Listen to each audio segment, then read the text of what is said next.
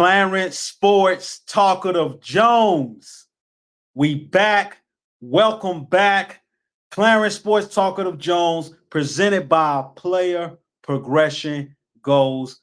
Visit my program. Check out my website, www.playprogress.com. A lot of great, helpful, caring, considering information on that site, www.playprogressgo.com. Woo! I feel good. Feel good. Welcome back. Haven't last done an episode since January 8th. Episode 127 was on January 8th. Told you I was going to take a break and really wanted to get that video format to Clarence Sports Talkative Jones as well as the audio. It took 2 months, but we finally here. Okay, we finally here. I'm doing this first video podcast episode 128 of Clarence Sports Talkative Jones on Restream. So this is my first time trying out Restream. I haven't used any effects, any type of music or any layouts just yet because I'm still getting started. I'm still learning it. Eventually, I will get into the effects and music and layouts and things like that. But I was just so eager, so excited, so lit, so crunk to talk to you about George Foreman, okay, on video, on Clarence Sports Talkative Jones. All right. Today's episode is dedicated to George Foreman. Rest in peace, George Foreman. He left us last month, and I wanted to do an episode during my break of trying to get this video format and everything figured out. I told myself I want to do episode dedicated to George Foreman. I'm wearing my Job Corps shirt. Okay, I attended Lyndon B. Johnson Job Corps Center from 2010 to 2011. So today's episode is about George Foreman. So that's why I'm wearing my Job Corps shirt and showing my respect, my appreciation. Me and George Foreman have that in mind. We both are alumni of Job Corps. So I always admired George Foreman. I remember when I first enrolled myself into Job Corps, I was looking up, what is this? People around my community was telling me about it. I had some uncles that went to Job Corps, but like I said, I never knew about it. I didn't know what I was getting into. So I remember one day just being on the library. I was in the library, Williamsburg County Library, and I was just Googling it, Job Corps and who's alumni and all that. And George Foreman was the first name that popped up. And I say, hey, if George Foreman went to Job Corps, he's successful. I can do the same thing. I can go to Job Corps and be successful. So that alone, when I found out that George Foreman was a Job Corps alumni, I was excited to get rolling. Okay, but enough about me. Today's episode is about George Foreman, and when we hear the name George Foreman, a lot of us think about the boxer, his achievements from the Olympics to his boxing career, but I'm more just excited to have known and study and learn about George Foreman outside the ring, as in the ring. He was successful in the ring, but he was just as successful outside the ring. And I'm excited to really share my dedication, appreciation, and honor and respect to George Foreman today. Okay. So George Foreman, great athlete. Okay, great athlete. But I can bet my last dollar to you that he's even a better person. Okay, I bet he's even a better person as well as he was the athlete. Okay, we're talking about a man that really inspired me and made me feel like I can do anything I want to do. Okay, and when I say that, meaning I don't have to have a lot of money. Okay, I don't need a lot of money to be successful. You think of George Foreman and the grill business, the youth center, open up George Foreman Youth Center, and I was just like, if George can do that, I can do it. You can do it. We can do it. And that's one thing I always admired by him. George Foreman didn't make you feel like you needed a lot of money to achieve your goals and be successful. You can be a businessman, be a businesswoman. It's about relationships, investments, how you talk to people, how you treat people, how you present yourself. Okay, your reputation, all that plays a part in you becoming successful becoming a businessman or businesswoman. And that's what George Foreman did. He did it the right way. And he didn't went into all these, like you hear a lot of these celebrities and people that we look up to and respect. They buy 10 mansions. They got 15 cars. They got about 8 houses. And I feel like George Foreman did it the way where he made me feel like I can do this. Okay. I don't got to be rich to do it. I can't be broke. Okay. But I don't got to be rich to do it. Okay. I can make investments. I can make partnerships. I can pitch my ideas. And that's how player progression goals came apart. It came from, having that inspiration and motivation from George Foreman. I was just like, I really admired the way he did, outside the ring, because a lot of people, most time when they retire outside the ring, things get worse. And for George Foreman, it just went successful, successful, and successful.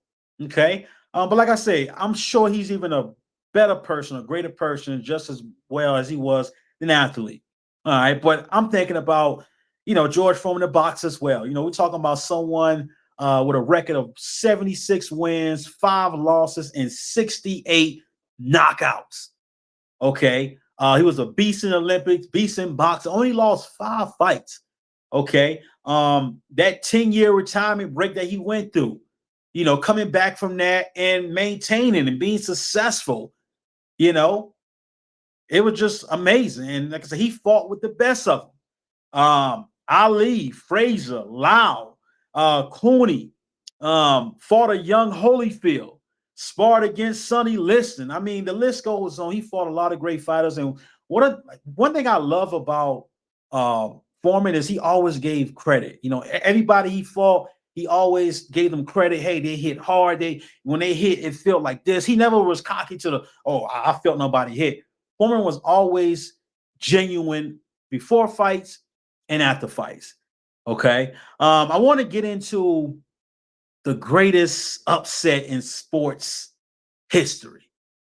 Now, I'm disappointed about this. I'm not happy about this because growing up, I was never taught about this. Nobody, I was always taught Michael Jordan and Magic and Bird and, all the greats in the NFL, all the greats in MLB. But hell, even in boxing, Tyson, Ali. But I am pissed off at everyone that helped raise me and help, talk sports to me, didn't mention to me this greatest sport moment.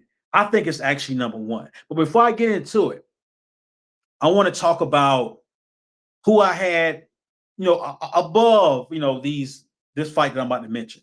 So when it comes to greatest or the best upset in sports history, okay, this was my list. This was me. And I really only got 2. I should have more, but for now, I only got 2. I had Buster Douglas defeating Mike Tyson, and my number 1 was Holly Holm defeating Ronda Rousey. Those are some great shockers. Okay, but the fight that I am putting above both of them as the greatest, the best upset in sports history of all time, I'm going with George Foreman at the age of 45, knocking out Michael Moore. Let's not forget, Michael Moore just wasn't no scrub. He wasn't just no, tomato can. Michael Moore was 35-0, 30 knockouts. He was 26 years old. Foreman, 45. Okay, 45 years old at the time. He had 67 knockouts. He was 72-4. And let's get into the weight. Foreman, 6'4", 250 pounds. Moore, 6'2", 222 pounds. Okay. And throughout this whole entire fight, like I said, you know what? Before I get into the fight, let me get back to it. So I'm going with number 3 for Douglas beating Tyson. And like I said, no disrespect to Douglas. I don't want to take nothing away from Douglas. That was a historic fight. He put in the work. He shocked the world. He was an underdog. But it makes me think, there were always rumors circulating that Tyson didn't take Douglas serious. Tyson was partying, alcohol. He would just, drugs. That's the rumor that I was always told growing up. Even to the day, people said, man, what if Tyson was in his right mind? What if Tyson would have actually took Buster Douglas serious? What would have happened? So that makes me think, you know what? Well, I would, and also I would love to see a part 2. I would have loved to see a part 2 of Douglas and Tyson. I don't think it never happened. I would have loved to see that. Tyson in his right mind, and he's finally taking Douglas serious. You know what I'm saying? So, but like I said, I'm taking nothing away from Douglas. That was a historic fight. Holly Holm defeating Ronda Rousey. Wow. I mean, me being here in Albuquerque, New Mexico, the city, the state, everyone was just so excited and happy. I was shocked because I was like, Ronda Rousey, I never thought she could be beaten. I was like, nobody gonna beat Ronda Rousey. You know what I'm saying? I was like, what? Find out Holly Holm, what? So that was my number one for a long time. I think that fight happened in 2015, I think. So when that happened, that was my number one for a long time. So I'm watching the George Foreman movie, Big George Foreman movie, literally in February. George Foreman passed away in March. I'm watching in February and I'm learning a lot. I'm learning about the actual job corps he went to, Fort Vanny Job Corps in Oregon. It's now in a college. I'm learning about that. I'm learning about before George, was Big George. He was, growing up and how he used to get picked on and how he stepped up to his first bully. What he went through in job corps, from hardships to trying to make friends and people trying to trick him and not being loyal to him. He losing his mind, ready to lay them hands on people in job corps. Literally that one person on the movie, if you saw it. And George Foreman almost got himself kicked out of job corps. His mentor literally was about to take him back home, give him a bus ticket, going home. And George Foreman told the man, please do not do this. I need this opportunity. I need job corps. Don't do this to me. Don't take this opportunity away from me. I need this. I need to survive. I cannot go back home to nothing. Because a lot of times you go back home to nothing, you're going to find yourself in something bad. So, I'm looking through all that. I'm learning about George Foreman, and I'm seeing a little bit of myself in George Foreman as far as the hardships in job corps, trying to make friends, trying to learn job corps, trying to, not really get homesick and, trying to, tell myself I'm going to do this. I'm going to succeed in job corps for myself, my loved ones, but mainly myself. I got to take care of myself. So George Foreman went through that. He found boxing basically through his mentor.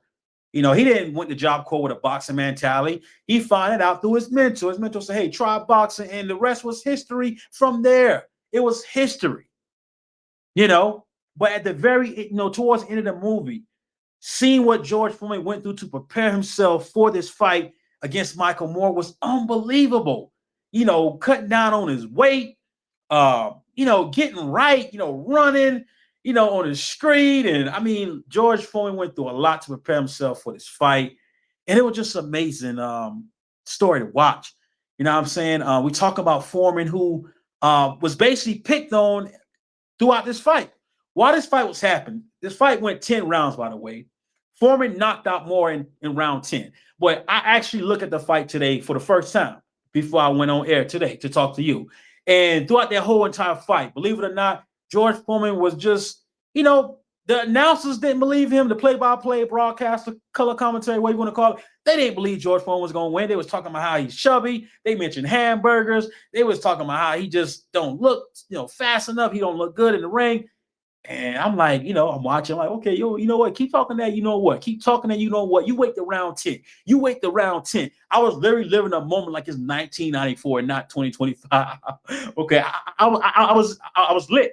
You know what I'm saying? I had some popcorn popping. I was just excited. I was like, you wait the round 10. And when round 10 came, he landed a nice shot on Michael Moore. It wasn't a powerful, but it was just something what Michael Moore didn't see. He looking at this way. He didn't see it coming that way. Boom, knocked out.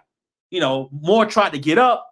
He couldn't get up. Fight over. Foreman created history at that time, and still to this day, he's the oldest heavyweight champion.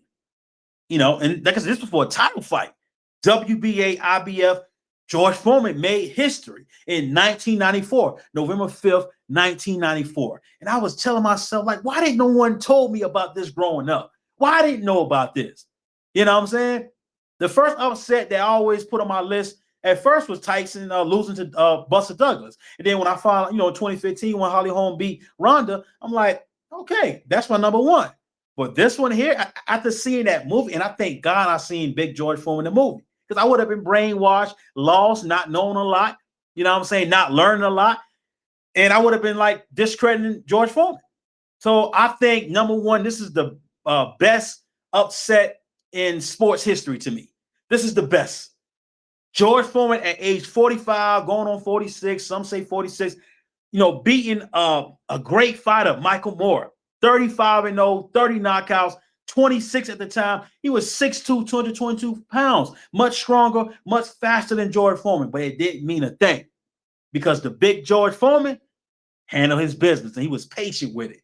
He didn't let the hamburger and all the gaining weight and slow get to him. He put in that work and he did his damn thing.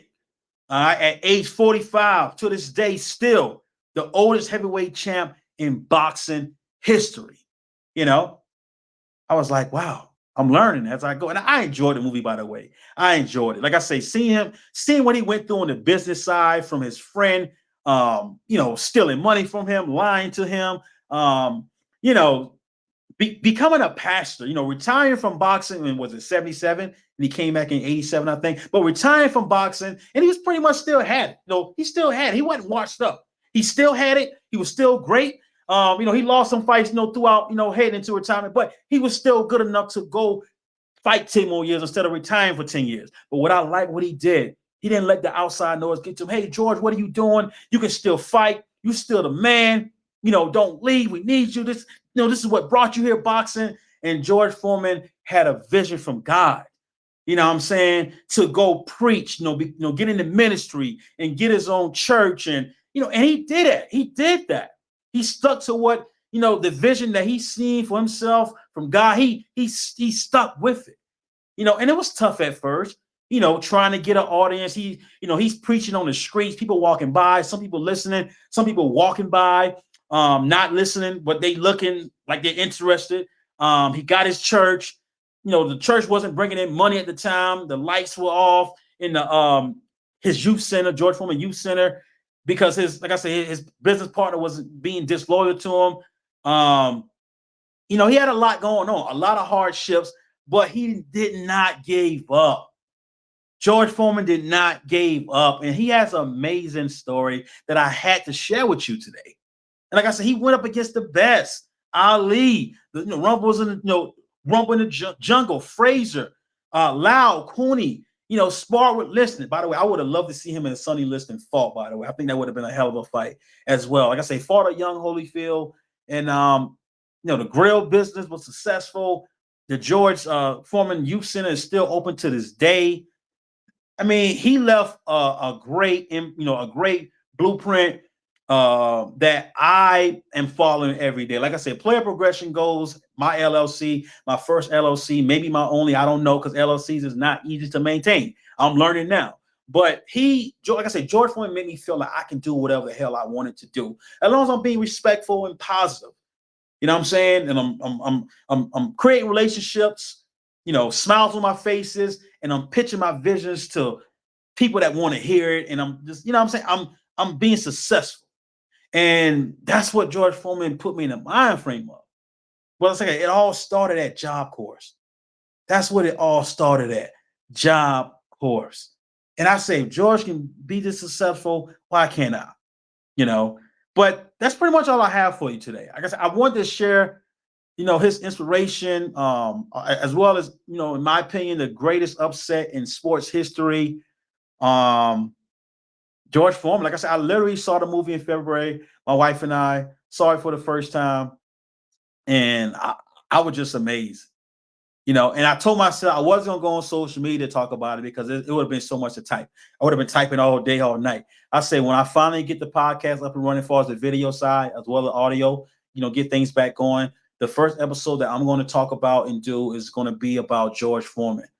Not just the boxer, but the outside ring guy. Like I say, but I really admired the way he believed in himself when it came to ministry, because people were shocked that he retired. And like I say, things wasn't going right at first.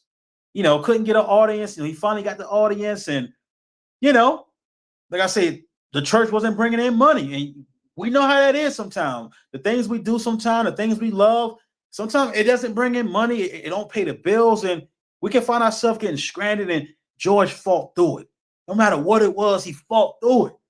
He kept going, you know what I'm saying? But the way he prepared for that Michael Moore fight on November 5th, 1994. The way he prepared for that, ladies and gentlemen, I'm telling you, it's inspiration, it's motivation. Not to fight. If you want to fight, do it.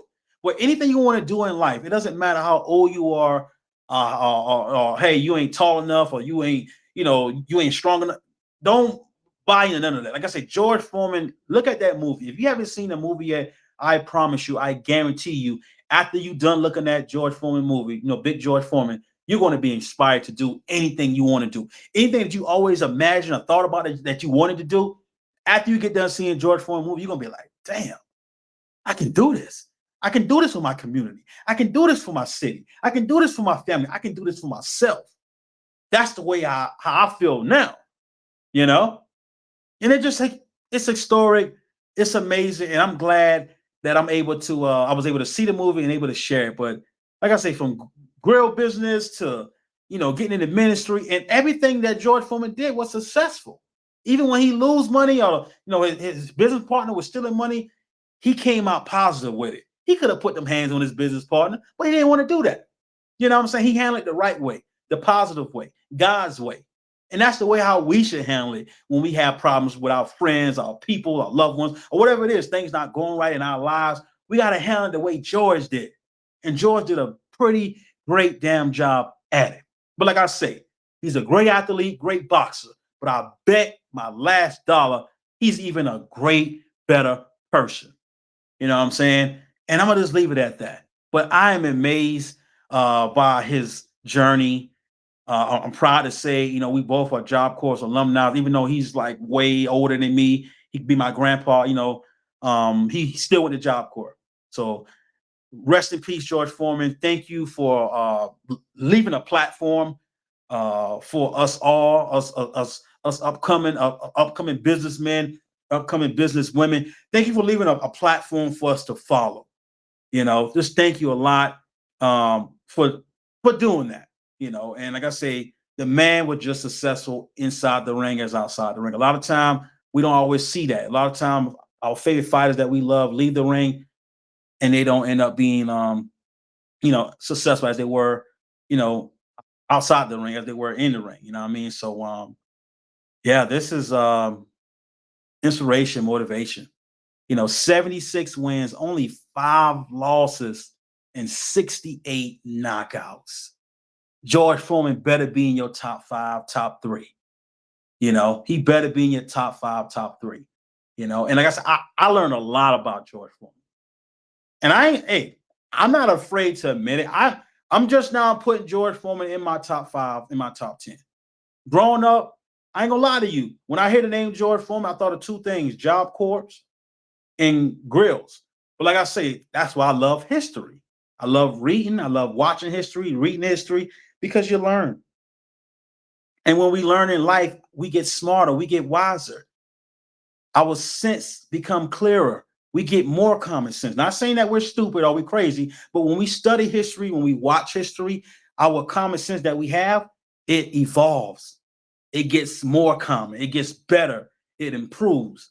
And thank you, George Foreman. Thank you, George Foreman, for leaving a platform for us all to follow. Like I said, George made you feel like you don't need a lot of money. You don't, because George did it. You don't need to buy mansions and 20 million investments. Find you something you love, ministry.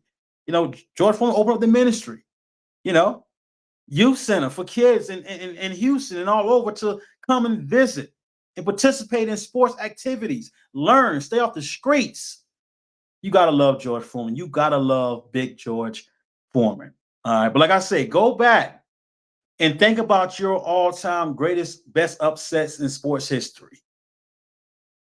If you ain't got George Foreman beat Michael Moore at your top list as number 1, I want to know who you got at number 1. Like I say, my top 3, I don't have a top 5. My top, 3 for right now. George Foreman defeating Michael Moore at age 45. Who doing it at 45 right now? Name anybody that can do it at 45 right now. That's difficult as hell. At 45? And get a knockout, not just win by, unanimous decision. Unanimous decision. George Foreman won the fight. Oh, he barely won at 45. No, it was, man. George Foreman knocked Michael Moore out. who was 35-0 with 30 knockouts at the time. That's why he's my number one. Holly Holm defeating Ronda Rousey, I believe, in 2015. She my number two. And number three is Buster Douglas defeating Tyson. You know, surprisingly, because like I say, Tyson wasn't in his right mind, a lot going on, partying, women, you know, drugs, all that going on. You know, Tyson wasn't focused yet. So like I said, I would have loved to see a rematch of Douglas and Tyson. But that's my top three right now. If you got a top three, put it in the chat, put it in the comments, holler at me. Let me know what you're thinking. Who you got?